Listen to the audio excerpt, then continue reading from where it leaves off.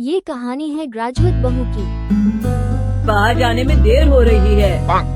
तभी मालती कमरे में आती है। ये रहे आपकी जूते, मैं इन्हें साफ करने के लिए ले गई थी।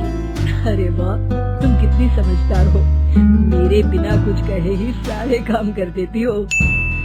तभी मालती झिझकते हुए रमेश से कहती है, सुनिए जी, आपसे एक बात कहूँ, बुरा तो नहीं मानेंगे ना? अरे नहीं नहीं, बेफिक्र होकर कहो। शादी से पहले मैं अपने मायके में नौकरी करती थी। मैं चाहती हूँ कि अब मैं फिर से नौकरी करना शुरू कर दूँ।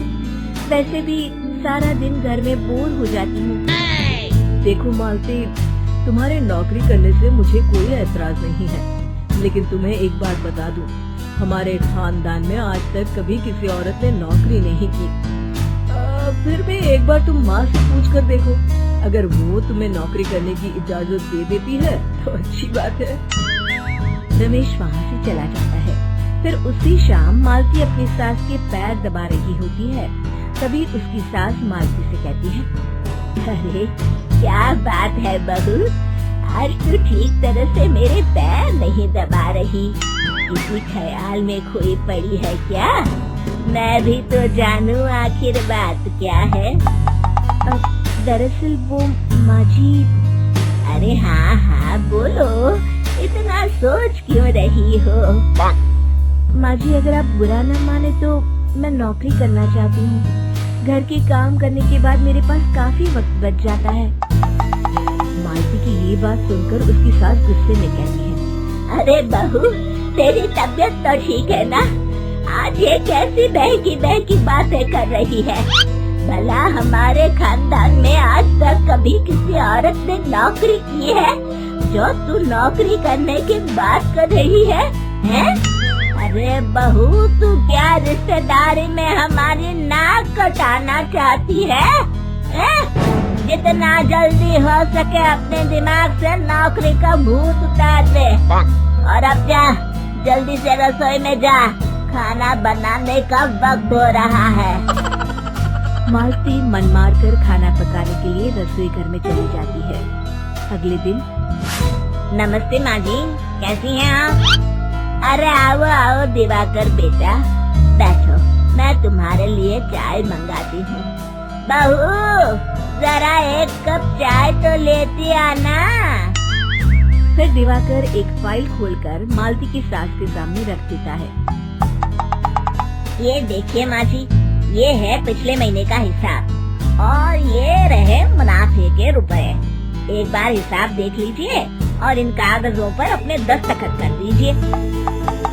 अरे दिवाकर बेटा, मैंने भला आज तक कभी तेरा हिसाब देखा है जो अब देखूंगी? ला बता, कहाँ दस्तखत करूँ? तभी मालती चाय लेकर वहाँ आ जाती है और अपनी सास को बिना कागजातों को पढ़े इस तरह लापरवाही से दस्तखत करते हुए देखकर हैरान रह जाती है।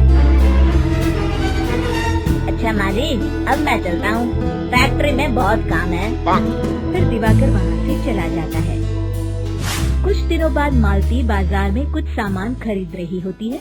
तभी एक बूढ़ा आदमी उसे आवाज देता है, अरे मालती बेटी, कैसी हो? मुझे पहचाना? मैं तुम्हारी कंपनी में मुनीम का काम करता हूँ।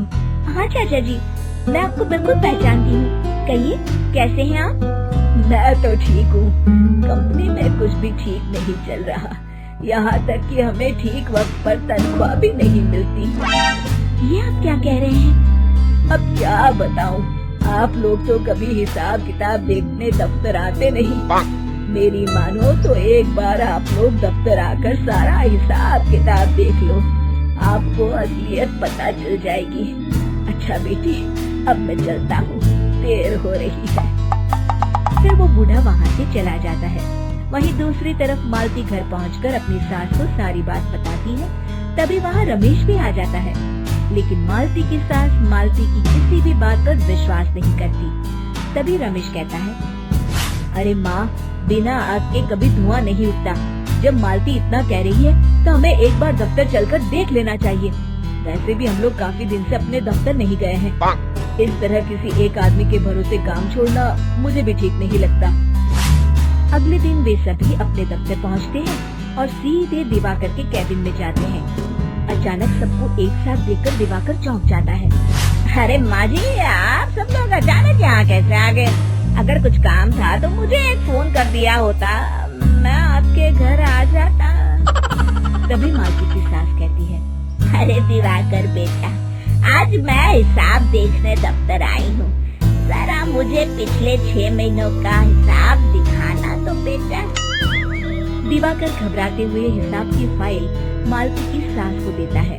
मालती की सास फाइल लेकर मालती को देती है और कहती है, ले बहू, देख ले हिसाब। मालती फाइल को बड़े गौर से देखती है और अगले ही पल उसे सारी गड़बड़ी समझ में आ जाती है। वो अपनी सास से कहती है, माँ जी, मुनीम चाचा बिल्कुल सही कह रहे थे। हमारी कंपनी में पिछले 6 महीनों में जितना मुनाफा हुआ है, हमें उसका आधा पैसा भी नहीं मिला। यूँ समझ लीजिए कि 1 रुपये में सिर्फ चवन्नी ही हमारे हाथों में आई है। मालती की बातें सुनकर मालती की सास गुस्से से दिवाकर को पूछती है, क्यों दिवाकर, मेरी बहू जो कह रही है वो सच है? दिवाकर समझ जाता है आज उसका भांडा फूट चुका है। वो गिड़गिड़ाते हुए कहता है, मुझे माफ कर दीजिए माँ जी, मैं पैसों के लालच में अंधा हो गया था। अरे वाह दिवाकर, तू तो 1 नंबर का चोर निकला। इतने दिनों से मैं तुझ पर आंख बंद करके भरोसा करती रही और तू मुझे ही चुना लगाता रहा। अभी के अभी निकल यहाँ से और दोबारा अपनी शक्ल मत दिखाना।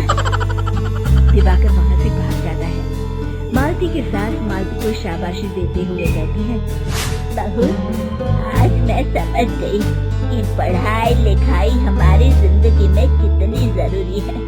मैं बहुत किस्मत वाली हूँ जो मुझे तुझ जैसी बहू मिली है।